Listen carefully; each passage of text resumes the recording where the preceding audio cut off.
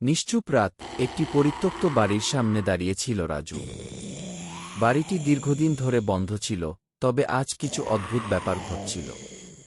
গাঢ় অন্ধকারে একটা জানালা দিয়ে মৃদু আলো ছড়াচ্ছিল। রাজু একটু ভয় পেলেও তার কৌতূহল ছিল। সে বাড়ির দরজা ঠেলে ভিতরে ঢুকল।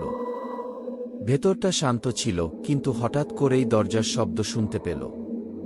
রাজু চমকে ওঠে।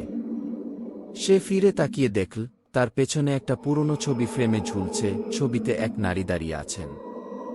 নারীর মুখ অদ্ভুতভাবে বিকৃত, যেন কোনো দুঃখ কিংবা রাগ তার মুখাবয়বে ফুটে উঠেছে। রাজু আরও কয়েকটি পদক্ষেপ এগিয়ে যেতে গিয়ে হঠাৎ এক অজানা অনুভূতি পেল। মনে হলো কেউ তাকে অনুসরণ করছে।